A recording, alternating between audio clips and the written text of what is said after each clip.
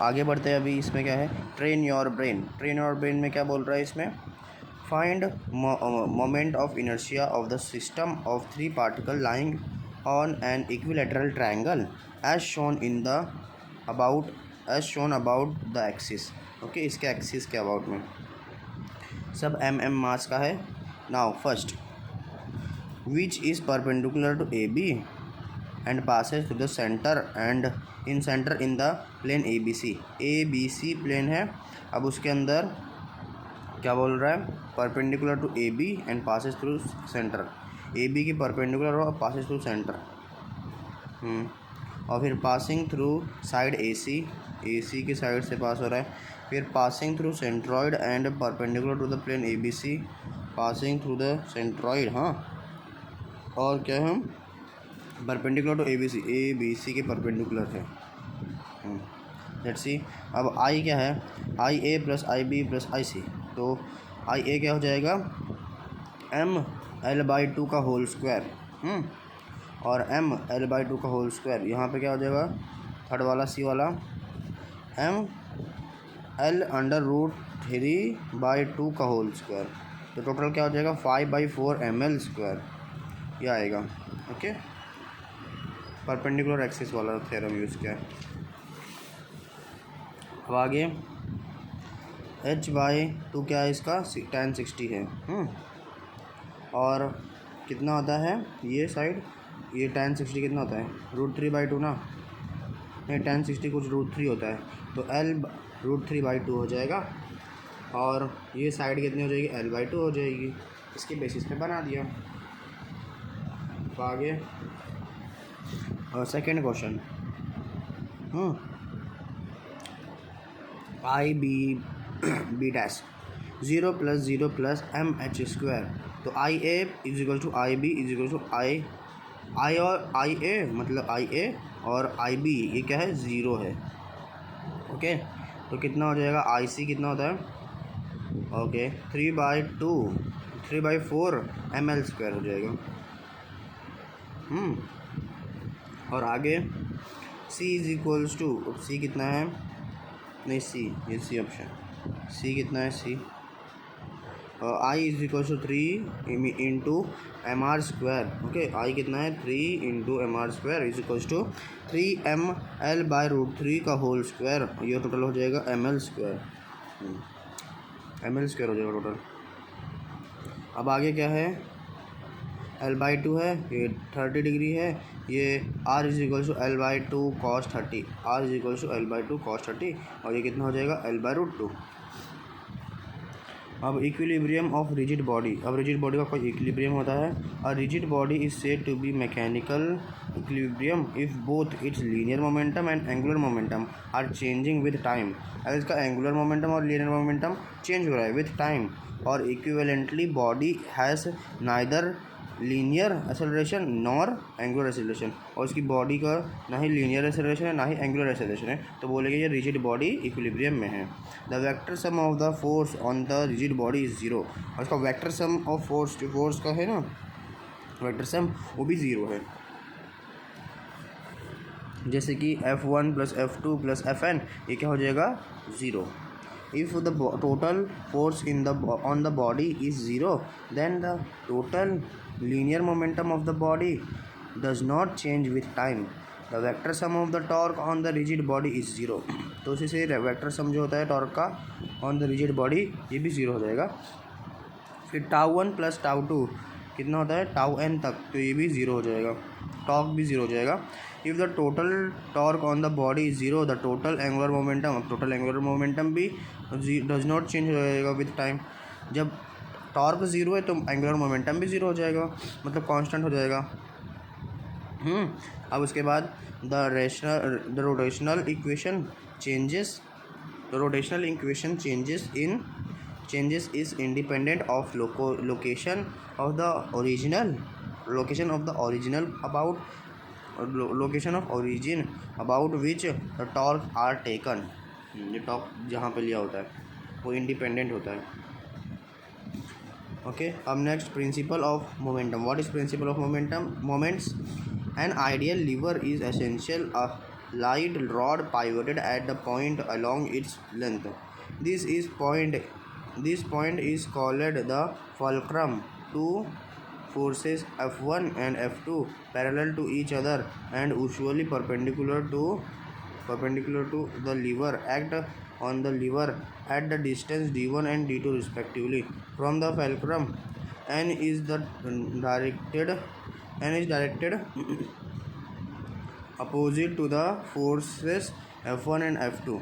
तो N क्या हो जाएगा? N हो जाएगा reaction at fulcrum for translational equilibrium और n minus F1 minus F2 is equal to 0 हो जाएगा. और फिर उसके बाद F1 है, ये F है, ये F2 है, D2 ये N है.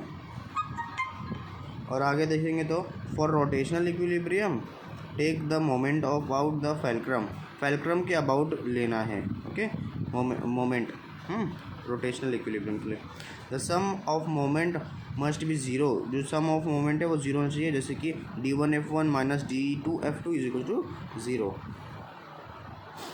सम या सब्ट्रैक्शन की. ओके, फिर n act at the fulcrum itself has n act as fulcrum itself has had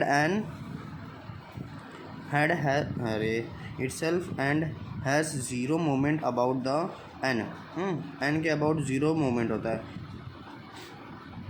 about the fulcrum. In the case of the lever, force F1 is usually some weight to be lifted. It is called the load and its distance from the fulcrum d1 is called the load arm. Force F2 is the effort applied to lift the load. Distance of the effort from the fulcrum is the effort arm.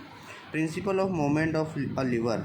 Load arm into load is equals to effort arm into effort. Okay, फिर the ratio of F1 by F2 is called the mechanical advantage बोलते हैं. फिर mechanical advantage का क्या formula होता है? F1 by F2 is equals to D2 by D1. और if the effort arm D2 is larger, then the load arm, तो the mechanical advantage is greater than 1, वो 1 से ज़्यादा हो जाएगा. और it means that smaller effort can be use to lift the large load.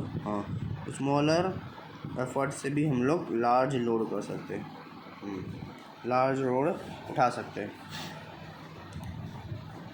Okay, और फिर train your brain में a unique stick of mass m and length l is suspended from the ceiling through 2 vertical string. If of weight कितना of wait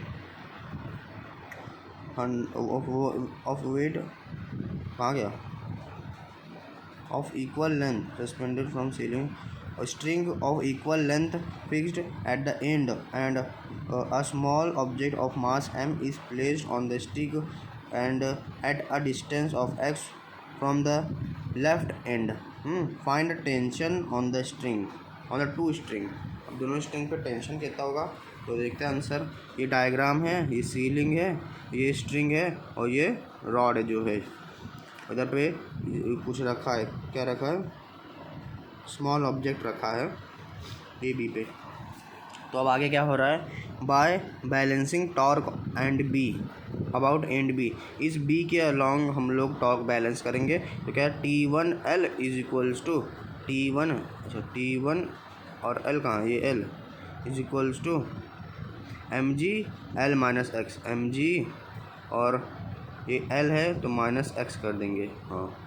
about ए आना चाहिए रे, कुछ तो लोचा है, देखते हैं. Plus mg into L by two. अब mg into L by two तो क्या हो जाएगा? T1 is equal to mg L minus X by L plus mg by two. Next end about end A. अब एंड ए के about torque balance करेंगे तो T2L is equals to mg x. ये है mg और ये है x, mg x plus mg/2, अब ये जो mg/2 है तब क्या हो जाएगा, T2 is equal to mgx force into distance by length, हाँ बाय लेंथ, प्लस mg/2। अब dynamic of rotational motion, what is the dynamic of rotational motion. भाई बहुत छोटा सा ही चैप्टर बचा है रीडिंग करने के लिए, फिर अपना रीडिंग ख़त्म हो जाएगी, module reading. Work done by external torque on rotating body is W is equal to, इसको क्या बोलते हैं, integration tau delta D theta.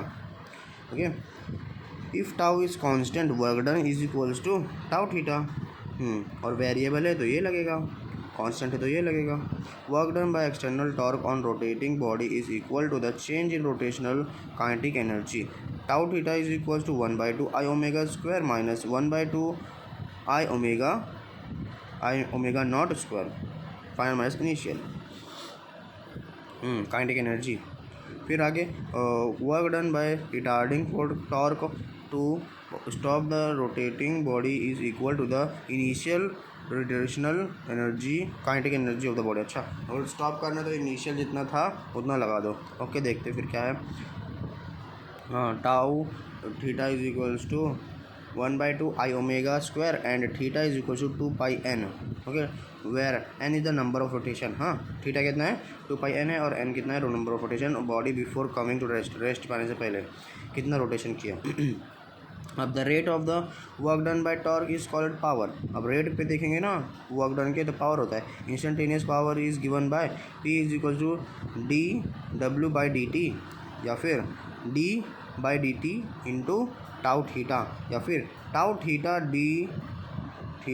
Tau D theta by D T, या फिर as the work power is scalar. अभी power जो है as the power is scalar, it is written as P is equals to power is equals to tau dot omega. Average power is written by P average is equal to total work done by total time, जिससे कि total work done क्या होगा, final rotational kinetic energy minus initial rotational kinetic energy by total time. Okay, अब next angular impulse. Angular impulse क्या होता है, large torque act on body for relatively very short interval of time is called impulse torque, इसको impulse torque बोलेंगे। The product of impulse torque and its time of action is called angular impulse. ये जो product है किसका, product of impulse torque and its time of action is called, क्या बोलते हैं इसको, angular impulse, that is J। It is a vector. हाँ, impulse जो होता है वेक्टर क्वांटिटी होता है। It is always equal to the change in momentum, ये हरदम क्या उसके इक्वल होता है, इम्पल्स चेंज इन मोमेंटम के। ओके, अब क्या होता है J, that is equals to मतलब impulse, angular impulse is equals to integration tau dt। Okay, integration tau dt होता है। और अगर आगे देखेंगे तो as tau is equals to angular momentum by dt, that is dL/dt। तो फिर ये क्या हो जाएगा, integration tau dt is equals to change in angular momentum. हाँ, तो फिर क्या हो जाएगा, इम्पल्स कितना हो जाएगा, I omega final minus omega initial, या फिर हो जाएगा ये moment of inertia into angular acceleration, change in angular acceleration, moment of inertia into change in angular acceleration.